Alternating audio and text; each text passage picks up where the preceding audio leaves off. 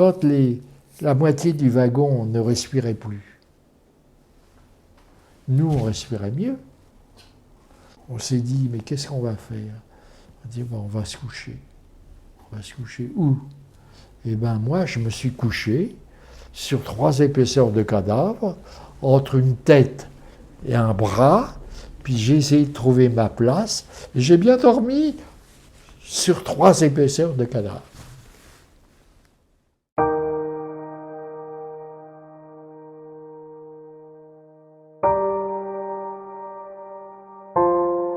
J'ai 98 ans. Je suis ni croyant ni pratiquant. C'est quelque chose pour moi qui m'est... Alors j'avais... voilà ce qui se passait. Mon père était croyant, il était pratiquant. Alors il m'avait inculpé un peu, il fallait la religion. Puis ma mère, alors, elle s'en foutait royalement. Alors bon, j'étais un petit peu tiraillé, puis mon père a eu un cancer, il est décédé. Alors, à partir du moment où mon père est décédé, alors, moi, la religion, d'ailleurs, aujourd'hui encore, pour moi, Dieu, c'est... Enfin bon, chacun son truc. Hein. On peut pas dire, je peux pas dire qu'on était très, très argentés. Alors, ma mère s'est retrouvée seule avec deux enfants, mon frère et moi. Et comme moi, bon, les études, ça me... Bon, donc, je travaillais à la Bourse de Paris. Je travaillais à la Bourse de Paris, chez un coulissier. On appelait ça, comment on appelait ça? Oui, on appelait ça, j'étais un grouillot. C'est-à-dire qu'à la bourse, je transmettais les ordres entre les clients qui déjeunaient autour de la bourse, dans les restaurants. Alors, j'allais du restaurant à la bourse et on avait des petits carnet, alors on marquait acheter. Le gars qui était en train de déjeuner, il disait bon ben je vais acheter 102 birs au mieux. Alors je prenais 102 birs, hop, et je le transmettais à celui qui était en bourse. C'était un homme, hein, là. Moi j'avais 15-16 ans, je crois.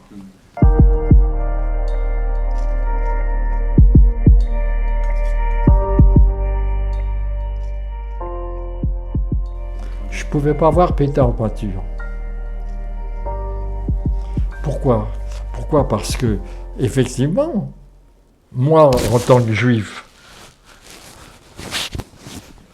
moi j'étais un bon petit Français qui ne demandait rien à personne. Hein. Puis un jour, on m'a dit, il faut aller au commissariat de police, et puis on vous met, bam, au plein milieu de la carte d'identité, on vous met le mot juif. Alors moi, quand j'ai été au commissariat de police et qu'ils m'ont tamponné ma carte, je suis sorti du commissariat de police et puis j'ai déchiré ma carte. C'est à ce moment-là qu'il me dit, il me faut une autre carte. Alors, à partir de ce moment-là, ben, j'étais converti au catholicisme. Je m'appelais Dupont, Durand ou je ne sais pas quoi. Je me suis dit, là, j'ai peut-être fait une connerie, mais c'est là que j'ai pu contacter des gens. Et puis mon frère a réussi à me donner une fausse carte d'identité. On avait trouvé Sans-la-Ville, je m'appelais. S-A-N-L-A-V-I-2-L-E. André Sans-la-Ville ou un truc comme ça. Je ne sais pas si c'était André. Mon frère, oui c'est ça, il avait des contacts avec la résistance et un jour il a été arrêté. Et il a été arrêté par la police française à Lyon. Et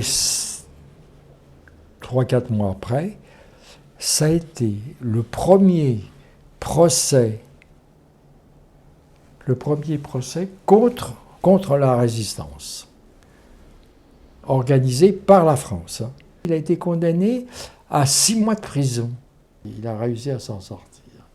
Mais comme il m'a raconté après, il m'a dit, quand on s'est fait arrêter une fois, on a le flair de savoir s'il y a des gens autour de vous qui... Le fait que votre frère soit arrêté joue un rôle dans votre engagement? Que mon frère soit arrêté? Oui. Oui. Oui. D'ailleurs, c'est mon frère qui m'a fait entrer dans la résistance, c'est-à-dire qui m'a présenté. Le réseau, il s'appelle comment? Plutus. Plutus.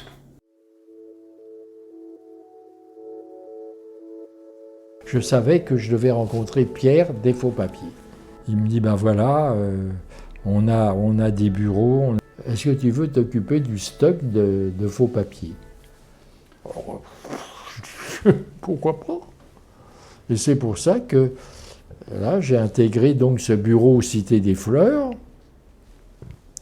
et c'est moi qui m'occupais. Alors, les gens, alors il y avait ceux qui me fournissaient les faux papiers, alors moi j'avais tous les faux papiers possibles et imaginables. La mairie de Montpellier, ils mettaient à notre disposition les états civils. Mais l'état civil de Montpellier, vous savez, il y a des jeunes, des vieux, des enfants, des femmes, il y avait tout ce qu'on voulait. Alors nous, dans la liste, on avait besoin de, je ne sais pas moi, une femme qui avait à peu près 35 ans et qui voulait des faux papiers. Et ben on cherchait à peu près une femme, et puis on disait, ben celle-là, elle correspond à peu près. Et on avait aussi, parce qu'il fallait à l'époque un certificat de travail ou je sais pas quoi. Alors on savait où cette femme travaillait, où un homme travaillait, et on arrivait à avoir des faux papiers, mais qui étaient réels. C'est-à-dire que si un type avait des faux papiers, mais qui était arrêté, mettons, par la police, et la police, elle, pouvait très bien téléphoner pour savoir si ce monsieur travaillait dans telle usine ou dans tel bureau, à Montpellier ou plus loin ou ailleurs. Et on lui disait, ah oui, monsieur Dupont, Jacques Dupont. Ah mais oui, il travaille bien chez nous. Mais c'était pas... Il y avait un vrai Jacques Dupont, mais il y avait son double en faux, mais qui était un vrai. Ça faisait une force, ça. Malheureusement, il n'y avait pas de couverture. C'était un hôtel particulier. Ouais. C'était Cité des Fleurs. C'est une rue privée, bordée de petites maisons. Et donc, nous avions une petite maison.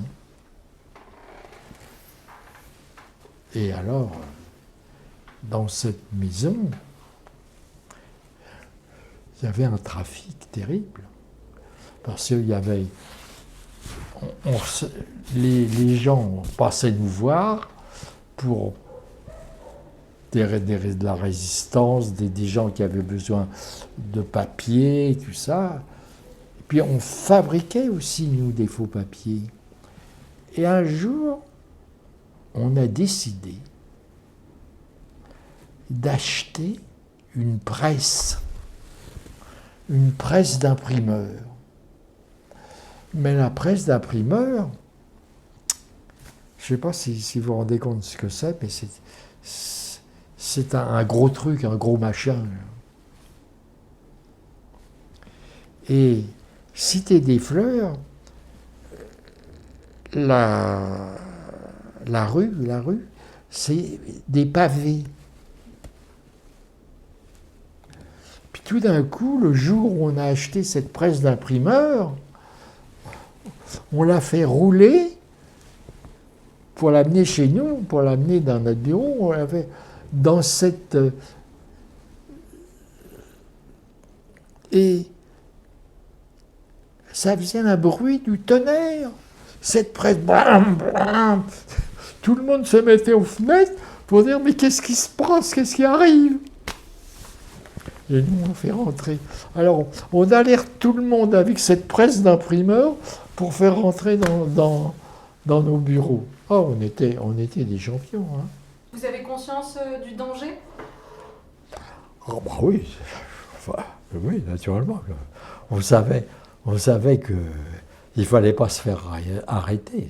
C'était la principale des choses. Vous prenez beaucoup de précautions quand vous allez entre votre chambre à Paris et Cité des Fleurs? Non, malheureusement pas. Non. On était trop jeunes pour. On était imprudents. On était vraiment des imprudents. Imprudents parce que moi, le soir, j'allais facilement au cinéma, par exemple. Je ne me rendais pas compte que à la sortie du cinéma, je pouvais me faire arrêter, que j'allais dîner au restaurant et qu'au restaurant, on avait des risques de se faire arrêter. Il vous est arrivé comme ça, il y a eu des contrôles d'identité? Ah oui, ça s'est arrivé. Il m'est arrivé un truc terrible une fois dans le métro. Dans le métro, il y avait un contrôle de police. Il y a eu un contrôle de police. Alors, il fallait montrer sa carte d'identité. Et alors, moi, comme un jeune imbécile, j'avais rempli moi-même ma carte d'identité.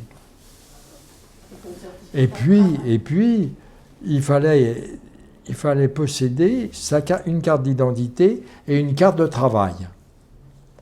Et la carte de travail, en principe, elle est fournie par l'employeur. Donc, c'est l'employeur qui remplit la carte de travail. Et moi, je remplis ma carte d'identité et je remplis ma carte de travail. Même écriture. Je fous ça dans la poche, je prends le métro, contrôle de police. Alors les agents sont là, papier. Alors, un agent m'interpelle, vos papiers. Alors, je montre ma carte d'identité. Alors le gars, il regarde la carte d'identité, carte de travail. Je sors ma carte de travail, il regarde la carte de travail.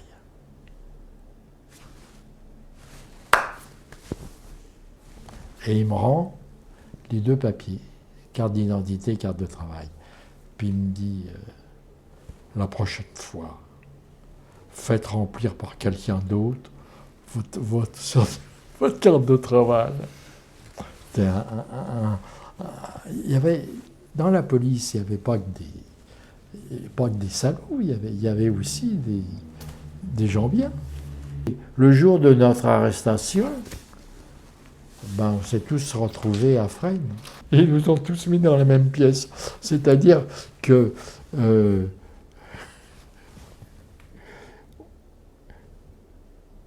Pierre qui était un responsable national, nous tous, nous le savions, mais quand on s'est trouvés tous ensemble, il y a Pierre qui nous a dit « Qu'est-ce qu'il m'a dit ? Je suis le comptable. Oui, ah oui. Il m'a dit alors « Je suis Pierre, le comptable, mais pas le responsable. » Alors, c'est vrai que quand les gars les SS, les gars de la Gestapo nous ont interrogés, Pierre, on dit ah oui, Pierre, c'est le comptable. Ah oui, Pierre, c'est le comptable. Alors, il a réussi à ce que la Gestapo le prenne pour un comptable et pas pour le responsable. Donc la Gestapo avait arrêté le responsable, mais elle ne le savait pas. La première fois, là, ils m'ont interrogé, ils m'ont noyé dans la baignoire. Hein. Et puis, effectivement, le lendemain, je crois, ils m'ont conduit à Fresnes. Puis je crois que 24 heures ou 48 heures après, je suis retourné rue des Aussets, mais c'était pour remplir des papiers, je sais pas, ils m'ont même plus touché, comme si j'existais pas.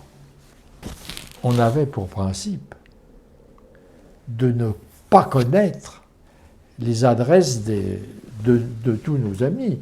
Moi, je ne connaissais pas l'adresse de mon frère. Et mon frère ne connaissait pas mon adresse. C'était quelque chose, on se retrouvait, quand on voulait se retrouver, on avait un restaurant de marché noir, comme ça, et de temps en temps, on se retrouvait dans ce restaurant de marché noir, mais c'est uniquement comme ça qu'on se retrouvait. Mais je ne connaissais pas l'adresse où habitait mon frère, et mon frère ne connaissait pas mon adresse. C'était comme ça, ne connaissant pas l'adresse, je ne pouvais pas la donner. Même qu'il m'aurait tapé dessus, je ne pouvais pas donner, je ne connaissais pas.